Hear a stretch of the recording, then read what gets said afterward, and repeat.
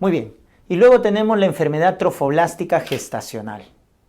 En este caso, recuerden que tenemos la forma benigna o premaligna, que es mola, y la forma maligna, que se llama neoplasia trofoblástica gestacional. La mola, recuerden que puede ser una mola total o una mola parcial, ¿ya? Y cuando hablamos de la definición histológica de la mola, recuerden que tenemos acá que recordar que es una degeneración quística, hidrópica, avascular de la placenta. Esa es la definición de mola, ¿correcto? Degeneración quística, hidrópica, avascular de la placenta, que tiene ciertos factores de riesgo.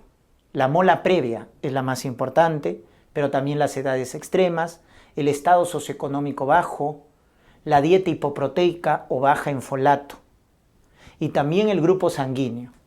En la mamá, grupo sanguíneo A, y el papá, grupo sanguíneo O. Eso también se ha visto.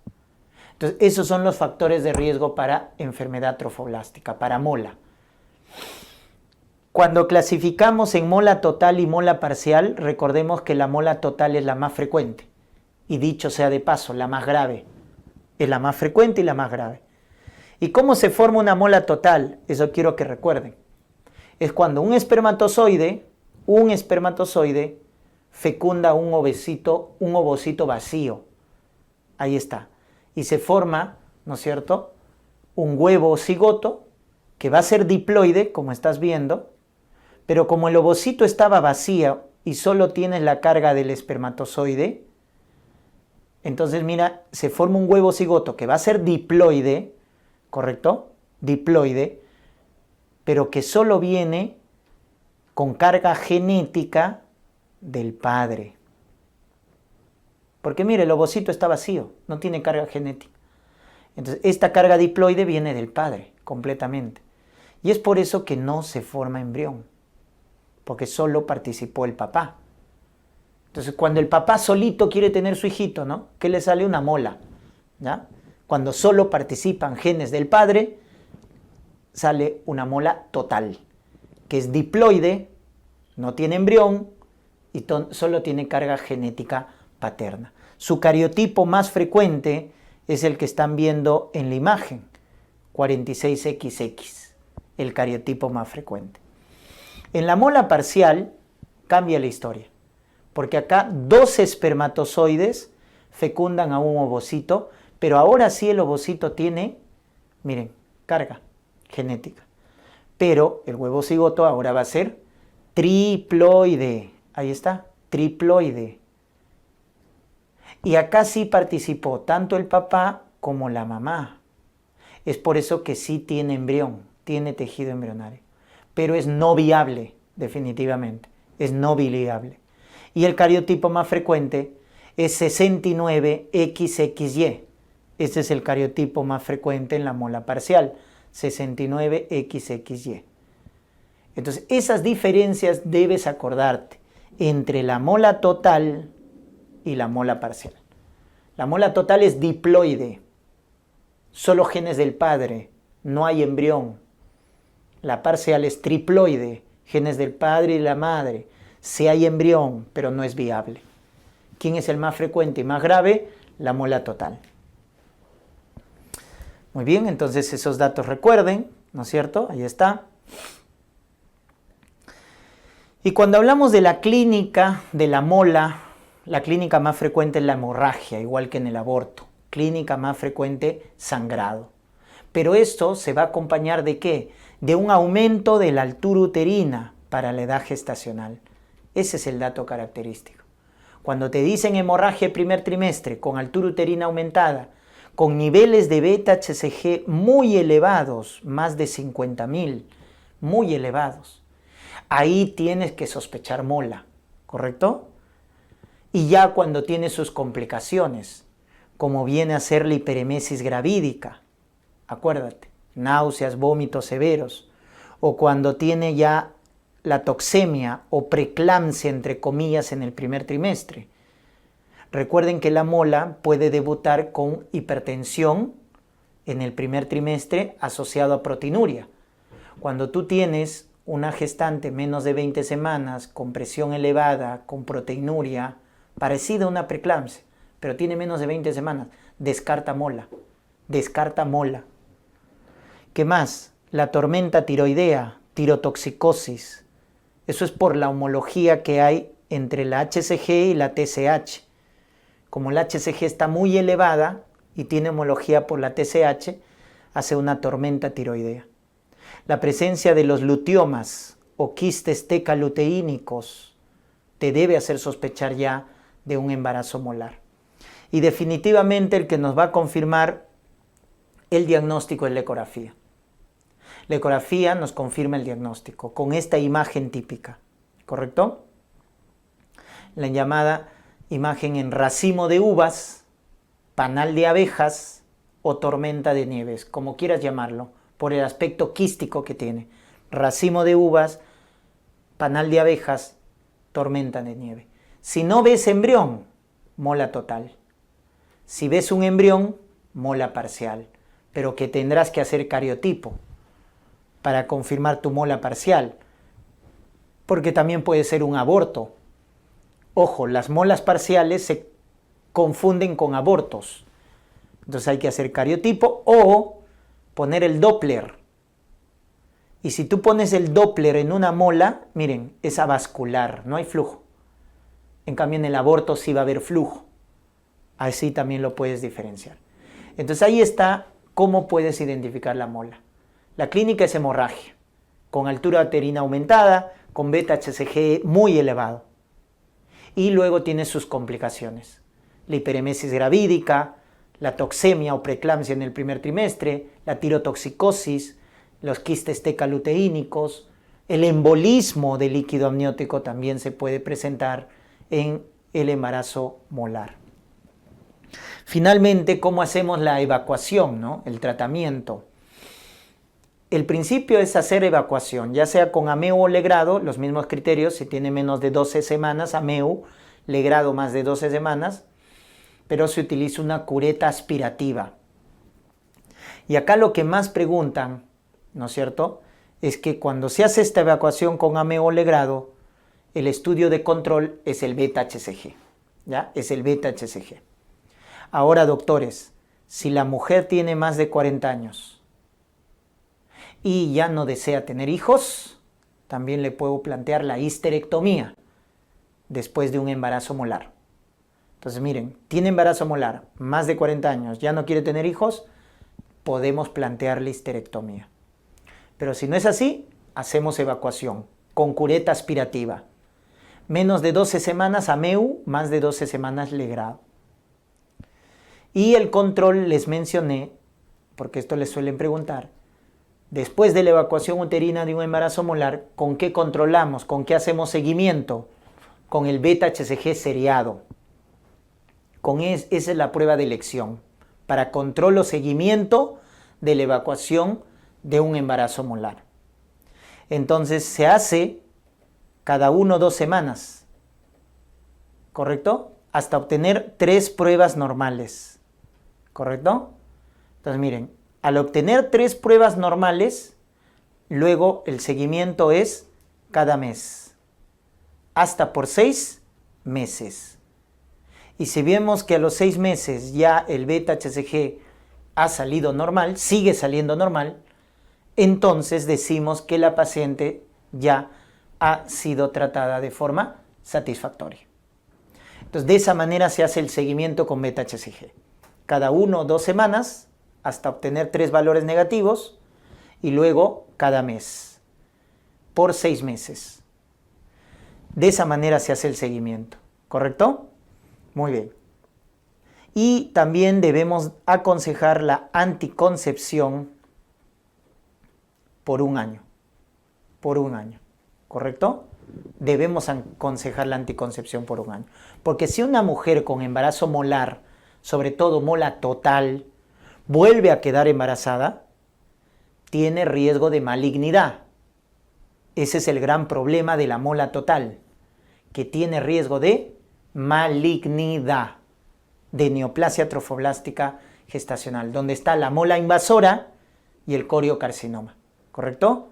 Miren los factores de riesgo para las neoplasias. Mola previa, sobre todo la mola total. Por eso hay que dar la anticoncepción 1 año. La etnia, ¿no es cierto? Generalmente las mujeres de edad avanzada, las mujeres multíparas tienen más riesgo también de neoplasia trofoblástica gestacional. ¿Y cuándo vamos a sospecharla? Cuando en el seguimiento que estás haciendo acá con el beta-HCG seriado, ¿te acuerdas? El seguimiento que haces, ves que los valores de beta-HCG después de la evacuación o bien no caen, siguen elevados, patrón en meseta, o bien aumentan. Entonces, cuando tú tienes ese dato después de la evacuación de una mola, los niveles de beta-HCG no caen o por el contrario se elevan, entonces ahí debes descartar la neoplasia trofoblástica gestacional. El coriocarcinoma, que es el máximo representante, que cursa con anaplasia, cursa con ausencia de vellosidades coriales y con capacidad de metástasis, porque es una neoplasia maligna. Esa es la característica del coriocarcinoma. Anaplasia, ausencia de vellosidades coriales, metástasis. Entonces ahí sospechamos neoplasia trofoblástica gestacional, doctores. Cuando he evacuado la mola y al hacer seguimiento con beta-HCG y no caen los valores o aumentan, ahí hay que buscar neoplasia trofoblástica gestacional. Ahí está el criterio histopatológico, anaplasia, ausencia de vellosidad corial. Como la metástasis más frecuente es a pulmón, cuidado, te plantean el caso clínico. Ginecorragia más hemoptisis en una mujer. Piensa en coriocarcinoma. Ginecorragia más hemoptisis. Mediante la tomografía establecemos los estadios según la FIGO, la Federación Internacional de Ginecobstetricia. Estadio 1 para coriocarcinoma es cuando el coriocarcinoma está limitado al útero. Entonces, ¿cuál es el tratamiento ahí? Tenemos dos opciones en el estadio 1. O bien le das la quimioterapia profiláctica con metotrexate, ahí está, así se llama, quimioterapia profiláctica con metotrexate, ese es el tratamiento en el estadio 1, o histerectomía, cuando la mujer tiene más de 40 años, ya no quiere tener hijos, le sacamos el útero. Ese es el tratamiento para el estadio 1. Tienes dos opciones, o quimioterapia profiláctica con metotrexate o histerectomía.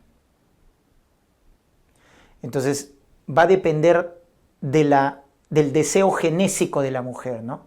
Si te dicen un coriocarcinoma estadio 1, donde la mujer quiere tener hijos, es joven, entonces, ¿qué le vas a dar? Quimioterapia con metotrexate. Por el contrario, estadio 1 es una mujer más de 40 años, ya no quiere saber más de hijos. Histerectomía. ¿Se dan cuenta? Ya está. Luego viene el estadio 2, cuando hay invasión a pelvis, a la zona genital. Estadio 3, pulmón, el más frecuente. Estadio 4, cerebro, hígado. Ese es el estadiaje de la FIGO para coriocarcinoma, para las neoplasias malignas.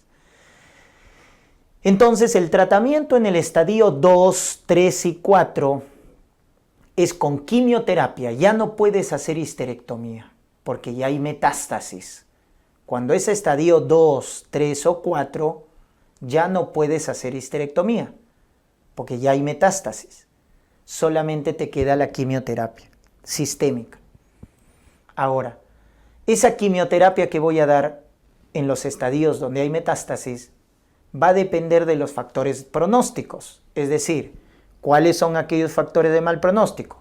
Beta-HCG más de 100.000, tiempo de enfermedad más de 4 meses, la edad en la gestante más de 40 años, la metástasis estadio 4, mira, per se, hígado, cerebro, son de mal pronóstico. La metástasis más frecuente es a pulmón, pero la de peor pronóstico es cerebro, hígado, estadio 4.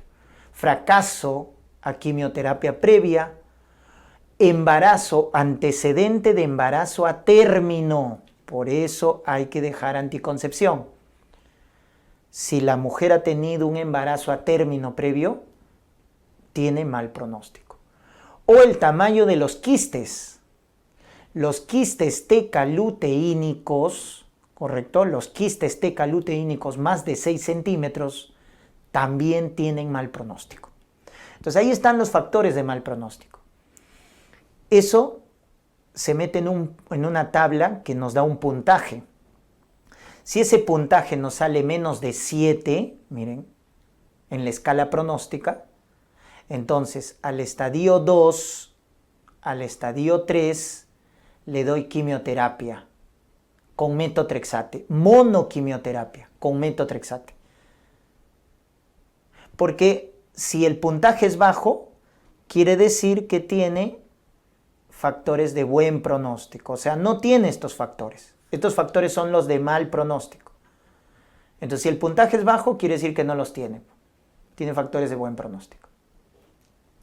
Pero si el puntaje es alto, quiere decir que sí tiene estos factores de mal pronóstico. Estos de acá sí tiene, pues el puntaje es alto. Entonces, cuando el puntaje es alto, estadio 2, 3 o exclusivamente ya el 4 sí va de frente a esto de acá, que es la quimioterapia en base a varios agentes, ¿correcto? La famosa poliquimioterapia, donde se utiliza metotrexate, topóxido, ciclofosfamida, vincristina, etc. ¿Ya? Muy bien. Entonces, de esa manera se da el tratamiento, ¿ya? Entonces, vuelvo a repetir acá para que se entienda mejor. Estadio 1, metotrexate, quimioterapia profiláctica o histerectomía, ¿verdad? El estadio 2, 3 y 4, quimioterapia. Solo te queda la quimioterapia, ya no puedes ofrecer histerectomía, solo quimioterapia. La diferencia es que en el estadio 2 y 3 con puntaje bajo, das monoquimioterapia a base de metotrexate. ¿Por qué el puntaje es bajo? Porque no hay estos factores. En cambio, estadio 2, estadio 3, con puntaje alto, es decir, con factores de mal pronóstico, o el estadio 4 de frente, es poliquimioterapia. Poliquimioterapia. ¿Ya? Entonces, resumen, ¿no? El 2 y el 3, si tiene factores de buen pronóstico, monoquimioterapia. 2 y 3, con factores de mal pronóstico, poliquimioterapia. O el estadio 4 de frente, ¿no? Poliquimioterapia. ¿Ya? Ese es el tratamiento entonces en los casos de neoplasias malignas del trofoblasto. ¿Ya, doctores?